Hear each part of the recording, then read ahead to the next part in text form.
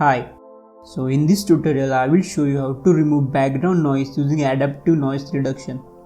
But first listen to the before and after using adaptive noise reduction. Hello.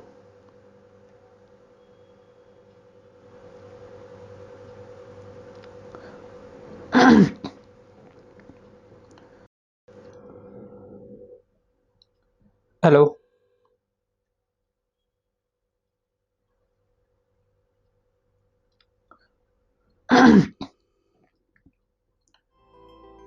So now let me show you without any delay.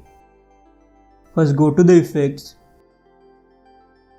and search for adaptive noise reduction. Once you get it, simply drag on audio. Then go to the effect controls and click on this edit. Now here, increase reduce noise by 30 dB.